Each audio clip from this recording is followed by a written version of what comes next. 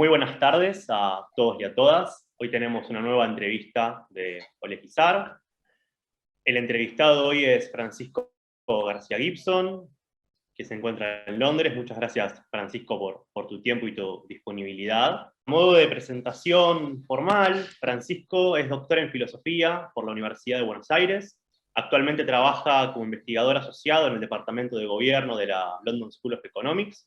A su regreso en Argentina, el año que viene, retomará su cargo tanto en CONICET como investigador asistente, como su cargo de jefe de trabajos prácticos en la Facultad de Filosofía y Letras, en la materia de Filosofía del Derecho. Y en particular estaba trabajando en Londres en el marco de una beca Marie Curie, otorgada por la Comisión Europea, y sus temas, por el cual lo convocamos hoy, sus temas de especialidad son los temas de acción política climática. Francisco, para comenzar, para conocerte por ahí un poquito mejor a vos, tu tesis doctoral fue sobre pobreza extrema global, ¿verdad? Sí, así fue, en 2015 la defendí. Perfecto. ¿Podrías contarnos un poquito cómo fue ese recorrido intelectual de la pobreza extrema global al cambio climático? O sea, ¿qué te atrajo de los problemas teóricos y normativos del cambio climático? La idea general es que para mí casi todos los problemas de filosofía práctica, los problemas prácticos en general de la acción humana, sobre todo los contemporáneos, conducen, o casi todos conducen al problema del cambio climático. Por ejemplo, en mi caso, que empecé trabajando el tema de la pobreza extrema global y cómo algunos países podían tener obligaciones de tratar de reducir la pobreza en otros países, de contribuir a reducirla, me di cuenta de que el problema de la pobreza extrema, que tiene distintas causas, iba a agravarse mucho con el cambio climático. O sea,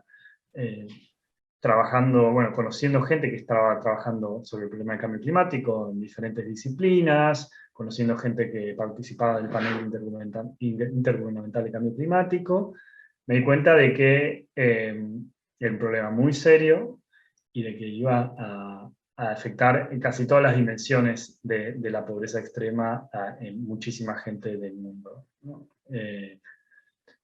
La idea es, si los humanos seguimos emitiendo gases de efecto invernadero, como cuando quemamos combustibles fósiles para producir electricidad o para el transporte y otras cosas, eso aumenta la temperatura de la Tierra por el efecto invernadero y eso transforma los patrones climáticos, puede generar sequías, inundaciones y otros fenómenos climáticos extremos que pueden matar directamente a mucha gente, que pueden reducir el acceso a alimentos y agua, y eso impacta sobre la pobreza, impacta sobre casi cualquier problema de la vida humana que podamos estar interesados en trabajar. Entonces, como un problema más fundamental, un problema más grave o potencial agravante de casi todos los problemas, es lo que me atrajo,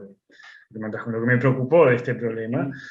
Y también el hecho de que, tengo una familia, tengo un hijo, y pienso que tanto a mí, a mi familia, a mis amigos y especialmente a mi hijo le va a afectar mucho el cambio climático, entonces eso es algo que también me llevó a trabajar el problema y también pensar que la Argentina, como muchos otros países, es muy vulnerable al cambio climático, puede afectar mucho a lo que estamos acostumbrados como forma de vida.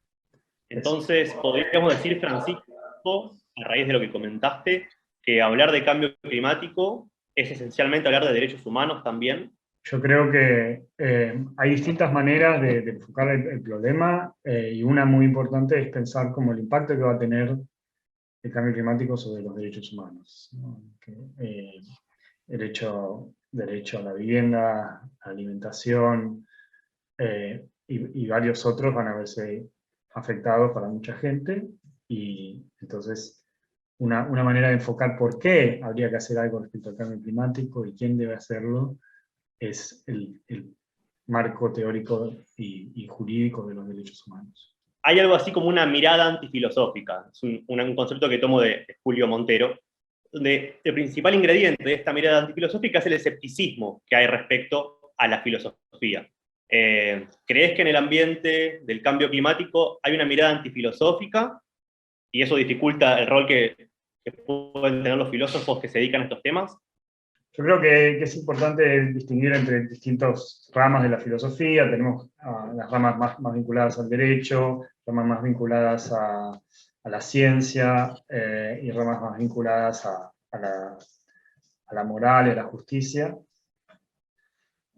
Y es distinto el rol me parece, y la percepción que puede haber sobre los intelectuales en estas distintas ramas, ¿no? En general yo creo que no, en mi experiencia no hay algún tipo de discriminación o rol o desprecio por el aporte filosófico. De hecho, si miramos, por ejemplo, en los informes del panel intergubernamental de cambio climático, hay participación muy importante de gente de filosofía. Y el discurso de cambio climático en las instituciones oficiales está muy permeado por el lenguaje de la filosofía, de la justicia climática y demás, o que la filosofía trabaja. Entonces, no creo que en este campo en particular haya especial, pero sí es cierto que es importante pensar qué puede aportar exactamente la filosofía y qué formas de filosofía pueden aportar más que otras. Entonces, digamos, desde el punto de vista empiezo por la filosofía, después podemos hablar del rol de las personas que se dedican al derecho, ¿no? Respecto a la filosofía, bueno, hay un rol claro para la gente que hace filosofía de la ciencia, ciencias naturales o ciencias sociales, ¿no? Ahí, bueno, la filosofía tiene distintos roles, pero uno muy importante es tratar de clarificar los conceptos que se usan en la ciencia. Y muchas veces porque pueden refinar mucho o definir mejor, y la filosofía tiene muchas herramientas para hacer eso, ¿no? Hay una tradición muy larga de análisis conceptual que tiene muchas herramientas para mejorar las definiciones. También a veces para identificar en supuestos que se usan en la ciencia qué elementos valorativos hay, a veces no explicitados. Un ejemplo es cuando se evalúa el costo del carbono, el costo de las emisiones de carbono. Hay muchos presupuestos valorativos respecto al valor de las vidas humanas, futuras, respecto al valor de los beneficios futuros contra los costos presentes, que son valorativos y que no son, a veces no son explicitadas los presupuestos valorativos que hay en las evaluaciones de estos costos de carbono. Entonces, ahí tiene mucho para decir, también en las nociones de riesgo que pueden estar usadas, en los principios precautorios, toda esa discusión también la filosofía aporta mucho. Pero bueno, después está la parte de la filosofía práctica, que es la que hago yo y mucha otra gente, donde ahí el aporte, bueno, puede ser de distintos tipos. Hay básicamente para mí dos maneras de enfocar acá lo que hay para decir desde la filosofía. Uno es tratar de identificar quiénes son los agentes responsables del problema que encontramos y de solucionarlo.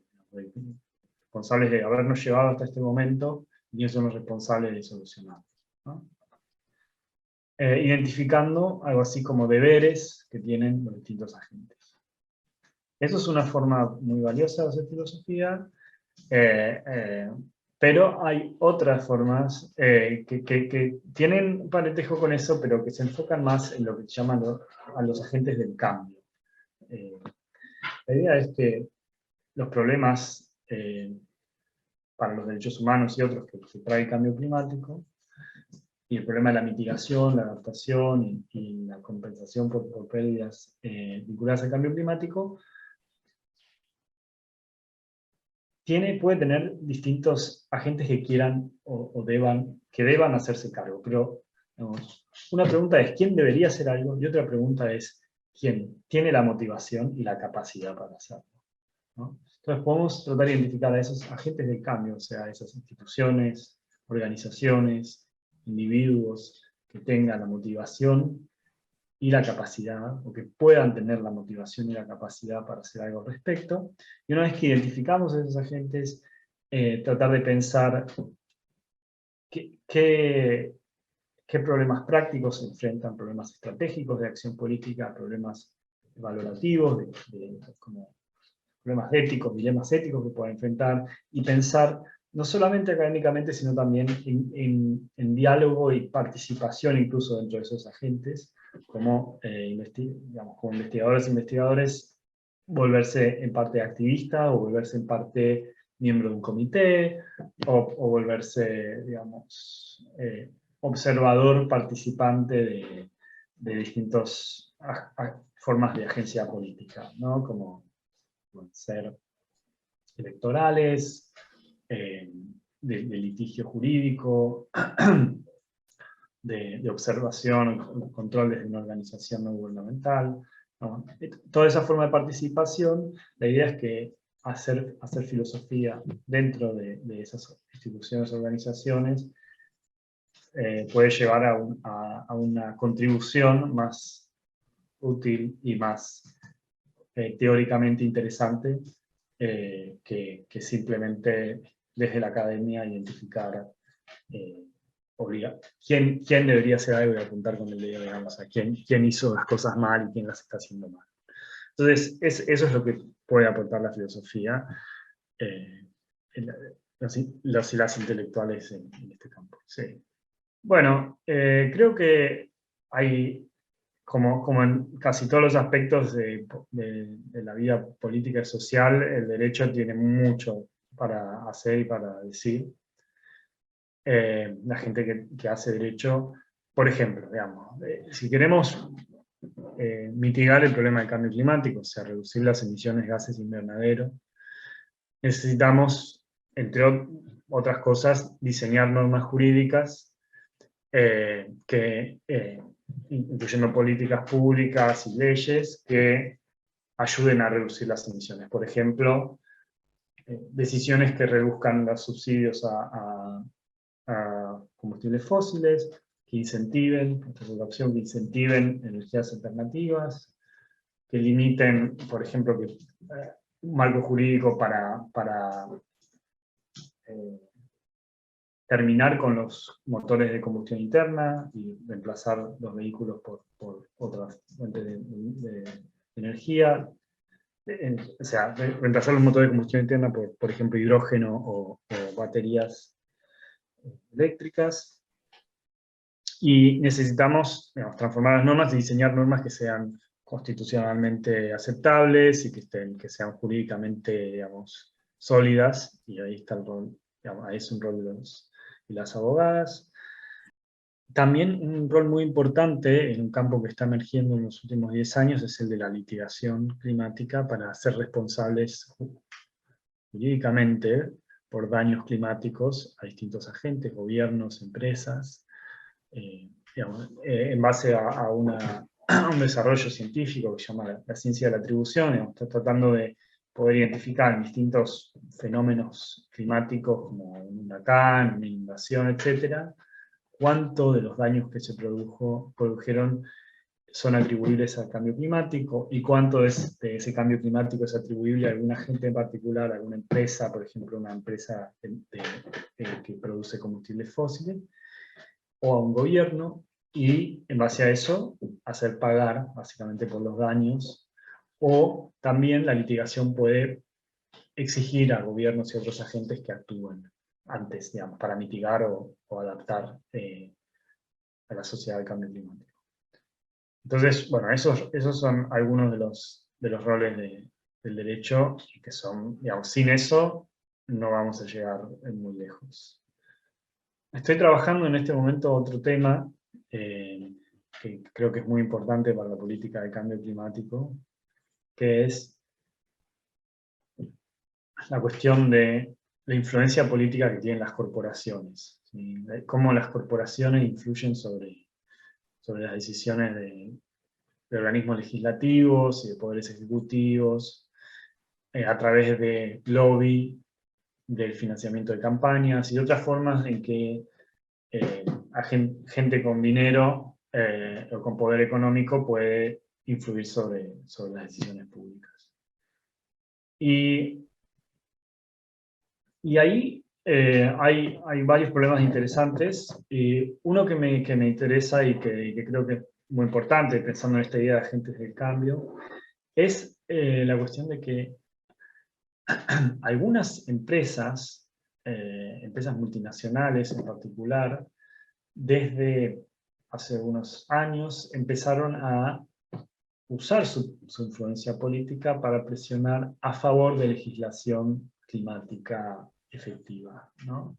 No, que es lo contrario de lo que venía pasando en las últimas 3, 4 décadas, en las cuales empresas petroleras, de hidrocarburos y otras, no solo ellas, estuvieron haciendo lobby de distintas formas para frenar o lavar cualquier propuesta de ley que básicamente que hiciera que fuera más caro la energía que viene de combustibles fósiles. Si tuviéramos que definir al lobby dentro de una teoría de la democracia, ¿cómo lo podremos definir? Porque una instancia deliberativa, intuitivamente yo diría que no es. ¿Qué sería dentro de una teoría de la democracia el lobby político? Bien. Es una buena pregunta porque, digamos, muchas teorías de la democracia ven como que puede haber, especialmente por la diferencia que el dinero puede hacer para la capacidad de hacer lobby, ven como un problema que algunos aspectos del lobby, ¿no? O sea, está claro que el lobby entendido como lobby interno y lobby externo, que llaman. Lobby interno es que distintas personas o grupos de personas se comunican o entablan a un diálogo con las personas, funcionarios y funcionarias públicas que toman decisiones para transmitirle información e inquietudes de distinto tipo, con la intención de persuadir a la gente que toma decisiones políticas de que tomen alguna decisión en particular. Sin ese proceso, que puede tomar diferentes formas, las decisiones públicas serían mucho peores, porque digamos, necesitamos que los organismos públicos tengan, les llegue información sobre lo que la gente quiere y también información, por ejemplo, de organismos de investigación que investigan las consecuencias de alternativas de políticas públicas. Entonces, digamos, el lobby interno y el lobby externo también, que es básicamente otras formas de influir sobre las decisiones públicas a través de medios de comunicación, educación, a través de campañas de concientización, etc. Sin eso, digamos, las decisiones serían peores. El problema para la democracia, o sea, de esto es que muchas veces el dinero y otras fuentes de poder le dan a algunas personas mucha más capacidad que otras para influir en las decisiones públicas por esos canales. Y si nos preocupa, si el compromiso con la democracia implica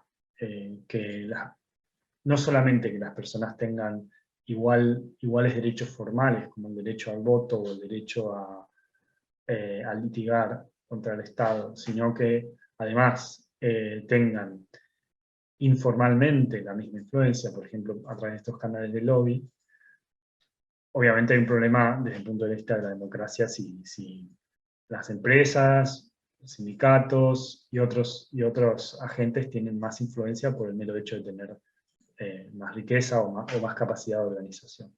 Quería preguntarte, en este sentido, siendo una acción política concreta por parte de los estados, según tu opinión, ¿qué debería hacer un estado? ¿Fomentar el lobby, ser neutral o intentar disuadirlo? Dada la situación de urgencia del cambio climático, ¿cuál es la mejor vía política. Es intentar hacer las reformas que muchos países están intentando o ya hicieron para tratar de reducir esta influencia desigual que tienen las personas debido a la riqueza desigual. O la mejor vía es simplemente dejar que las empresas que tienen más poder y que están apoyando la legislación a favor de mitigar el cambio climático tengan esa influencia. O sea, porque hay gente que cree que a menos que arreglemos el problema, sobre todo en Estados Unidos, ¿no?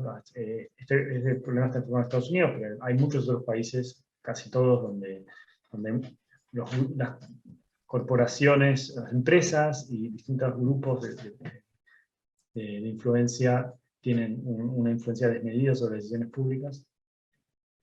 Entonces, la pregunta es, ¿solucionamos ese problema de la desigualdad de influencia? ¿O solucionamos el problema más urgente, quizás más urgente, que es el del cambio climático? Y creo que es difícil la cuestión, porque alguna gente piensa que a menos que solucionemos el primer problema de la influencia desmedida, no vamos a tener legislación climática adecuada, porque las empresas que más poder tienen para influir políticamente son las empresas que tienen más interés en que no se realice, en que no se implemente buena legislación climática.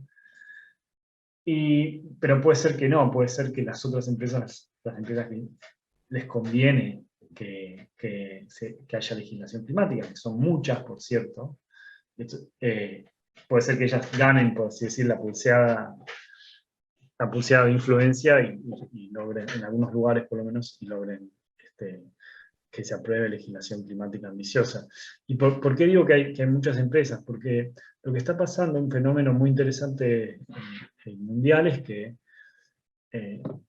los grandes inversores institucionales como BlackRock, JP Morgan y otros de distintos países, que son inversores, o sea, instituciones que tienen acciones de muchas empresas y tienen un porcentaje muy sustancial de las acciones de esas empresas, y por lo tanto tienen poder de decisión en esas empresas, están muy expuestos al riesgo climático esos inversores, ¿no? En el sentido de que tienen acciones de empresas en todos los sectores de la economía, y entonces, a diferencia de alguien que tiene solo acciones o que es dueño o dueña de una empresa de hidrocarburos, si alguien tiene acciones en empresas de alimentos, en empresas de bienes raíces y demás, va a sentir el impacto económico del cambio climático muy significativamente.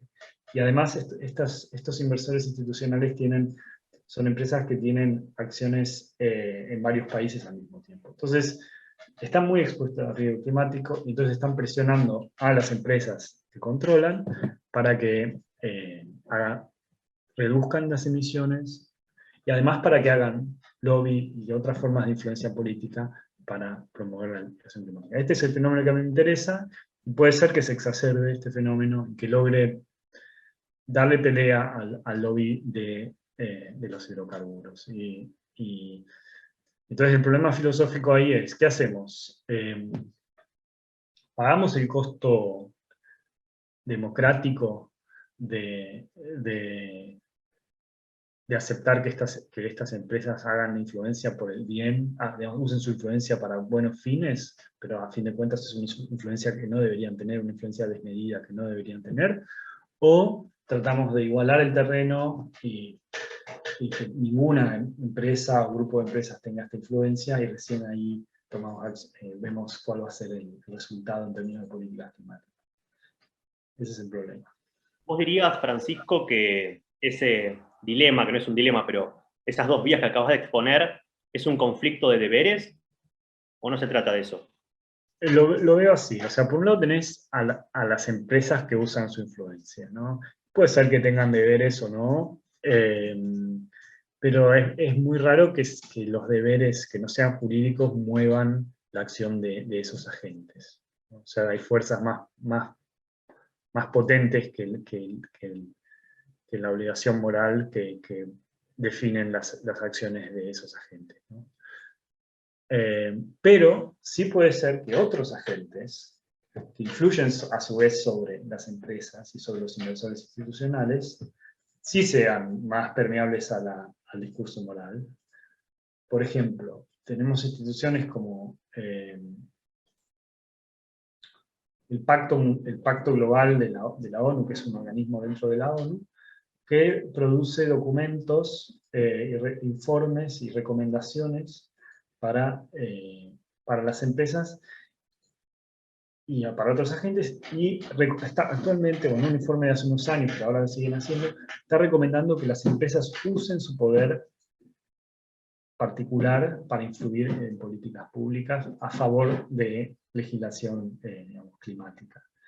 Y eso, yo creo que organismos como las Naciones Unidas, y en particular estos suborganismos dentro de las Naciones Unidas, son más permeables al discurso moral, y entonces ahí sí tiene sentido preguntarse, bueno, a ver, está bien que estos organismos, que además no solamente incentivan a las empresas, sino que además facilitan, dándoles herramientas o aclarando de qué formas podrían usar su influencia política, para preguntarse si eso es lo que deberían hacer o si deberían más bien impulsar eso, que haya menos influencia de la riqueza desigual sobre la política.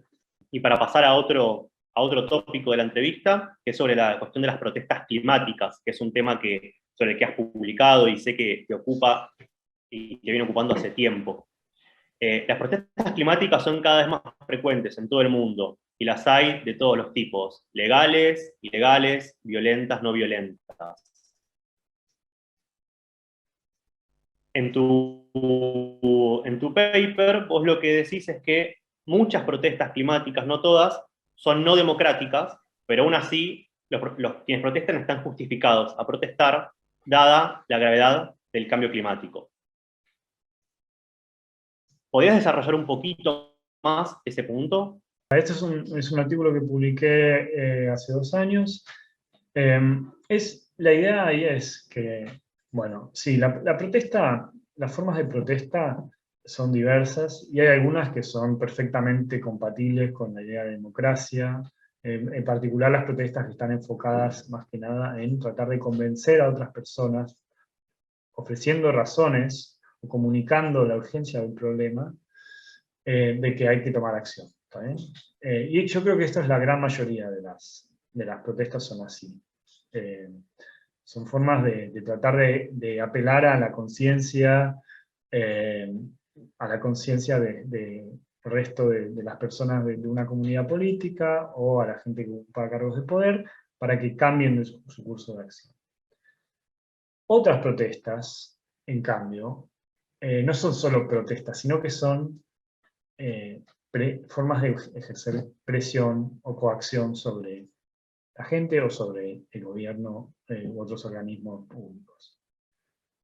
Estas protestas más coactivas no son para mí tan fáciles de compatibilizar con el principio democrático, ¿no? O sea, uno puede pensar que en un sistema democrático las decisiones no deberían tomarse por la fuerza o por la presión, sino por las elecciones y por la persuasión de cuáles sería, digamos, por convencimiento de que una opción es la más justa o es la más eficaz para resolver un problema. Esta idea de que hay algo mal con que las decisiones se tomen por presiones en política se puede justificar de distintas maneras. Una es por esta idea de que la democracia debe ser deliberativa, y de que, entonces, idealmente las decisiones deberían decidirse por un diálogo entre personas en posición de igualdad, y la presión, la coacción como forma de toma de decisiones es contraria a ese principio. Pero hay formas de intentar compatibilizar el principio deliberativo con el principio con la idea de una coacción que es, bueno, en los hechos, muchas veces los sistemas de toma de decisiones públicas están cooptados por fuerzas no democráticas, y quizás la presión y la coacción pueden usarse como forma de contrarrestar este problema.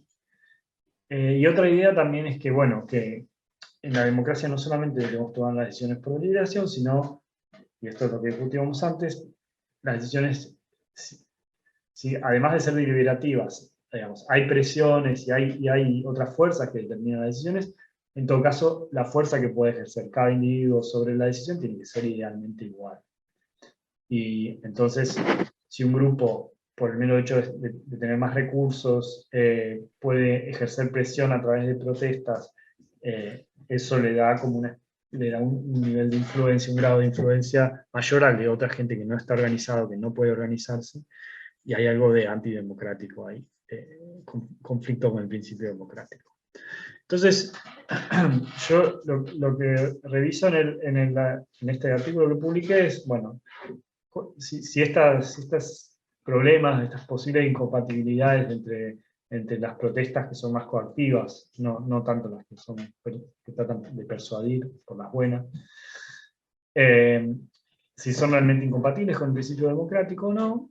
Yo creo que sí, que en varios casos lo son, especialmente en el cambio climático, pero en general muchas protestas en política son de este tipo que buscan hacer pagar costos a otras personas y digamos, una especie de extorsión, por así decir. Pero creo que en el caso del cambio climático, y quizás en otros, esta forma de acción política que puede estar en conflicto con el principio democrático, también puede estar justificada por la urgencia del problema del cambio climático. Por la urgencia del problema, entonces estaríamos justificados a hacer prácticamente todo para evitar el cambio climático. ¿Qué pensás al respecto? O sea, si siempre vamos a hacer un balance de razones y el cambio climático es siempre lo más pesado, quizás un efecto colateral de esta estrategia argumentativa sea que, bueno, vamos a estar justificados a hacer todo en pos de evitarlo. Bien, es un buen punto. No, yo no creo que sea así, que justifique cualquier cosa evitar el cambio climático, porque a fin de cuentas lo que estamos tratando, la razón por la que estamos tratando de mitigar el cambio climático y adaptarnos es porque afecta derechos humanos o algún otro interés humano, ¿no? Entonces, si vamos a sacrificar, por ejemplo, a poner en riesgo derechos humanos para evitar otros sacrificios o otros costos en términos de derechos humanos, tenemos que asegurarnos que sea efectivamente, que valga la pena el costo que estamos pagando. Entonces, no creo que esté justificada cualquier cosa, no sé. Hay muchas formas de acción política que pueden ser demasiado. Por ejemplo, hay gente que habla de asesinatos asesinatos de ejecutivos de empresas petroleras, cosas así. Creo que ese tipo de acciones para perseguir objetivos climáticos no están justificadas porque son una forma de violar el derecho humano de una persona con muy poca contribución, muy poca probabilidad de que eso contribuya a solucionar el problema. Entonces, no está justificada cualquier cosa. Estas formas de protesta que estamos hablando son formas que infringen el derecho a la democracia, pero solo parcialmente, a diferencia de, por ejemplo, un golpe de Estado que reemplaza un gobierno democrático por uno no democrático. Entonces hay límites a lo que se puede hacer justificadamente para evitar la catástrofe climática. Quiero seguir con este punto, que me parece muy interesante. Seguro recordás la idea de Michael Balzer, que él dice que cuando los cielos se nos vienen encima, bueno, se activan moralidades y éticas de emergencia, que no las elegiríamos en otro estado de cosas. Ya un poco respondiste esta pregunta, pero supongamos que llegamos a ese punto terrorífico de que la Tierra aumenta su temperatura media a unos 3,5 grados, quizá 4, que hay proyecciones que van para ese lado en varias décadas. ¿Crees que podemos llegar a ese momento balzeriano de que el cielo se nos viene encima y ahí hay que utilizar moralidades que hoy no aceptamos? Una buena pregunta. Bueno, por un lado, para evitar ese escenario de esa temperatura tenemos que actuar hoy, ¿no? Cuando ya tengamos esa temperatura ya es demasiado tarde. Entonces la pregunta sería si hoy, dado que si la humanidad sigue emitiendo al ritmo que viene emitiendo, es posible que lleguemos a esas temperaturas, no está justificado hoy hacer medidas totalmente extremas. Bueno, acá, o sea, yo creo que importa mucho el cálculo del tipo de derechos que estás poniendo en riesgo y el tipo de derechos que estás tratando de proteger. Y también el hecho de que no hay ninguna certeza de que las formas de acción política que vulneran derechos vayan a tener éxito. O sea, en política nada es demasiado previsible. Entonces, hay una razón para ser conservadores respecto a los riesgos que tomamos, a los riesgos morales que tomamos. ¿Bien? Entonces, yo creo que es un problema especial. Yo creo que pocas cosas. Una persona que esté interesada en estos temas, que le preocupe el cambio climático, que se dedique al derecho, o a la filosofía, o a alguna ciencia humana, le diría que lo primero es entender cuál es el problema que enfrentamos. O sea, el problema humano y el problema natural o científico que hay, ¿no? O sea, leer, puede servir leer el informe del panel intergubernamental, o hay muchas otras fuentes confiables de proyecciones, de qué va a pasar si seguimos emitiendo, entender cuál es la causa, entender que es un problema muy complejo en el sentido de que no es solamente que hay personas malvadas que están tratando de destruir el planeta y que simplemente enfrentándolas vamos a poder cambiar las cosas. Es un problema estructural, la dependencia que tenemos de los combustibles fósiles y otras fuentes de emisiones. Entonces, tratar de entender eso, la dimensión natural del problema, o sea, física o cómo es el proceso, para entender bien cómo en el día a día nosotros estamos contribuyendo. Entender la complejidad de la dimensión social del problema, de las causas y de por qué cuesta tanto solucionarlo, cuáles son los incentivos políticos que militan en contra de que este problema llegue a una solución. Y después ver desde el lugar que alguien ocupa qué puede hacer en términos teóricos, de contribución teórica o de pensamiento y práctica. O sea, si alguien se dedica al derecho, está muy claro lo que puede hacer. Pues, lo primero es no facilitarle las cosas a las empresas de hidrocarburos y a otras que están tratando de frenar la legislación. O sea, no prestar servicios o no facilitarle las cosas a las empresas de hidrocarburos que activamente están tratando de socavar la acción climática. Y bueno, y contribuir a pensar vías jurídicas para sacarnos de encima la dependencia de los combustibles fósiles. Eso del derecho está claro. Y desde la filosofía, bueno, ya hablamos un poco, pensar estos problemas, involucrarse con agentes del cambio. Y publicar no solamente artículos académicos, sino también en medios masivos de comunicación y hablar con toda la gente posible para contarles cuál es el problema, que es un problema que les va a afectar a todo el mundo. Estamos llegando ya al final. Yo quería agradecerte de mi parte. A ustedes, me gustó mucho la entrevista, me parecieron muy buenas las preguntas y espero que bueno, volvamos a encontrarnos más adelante sobre este otro tema.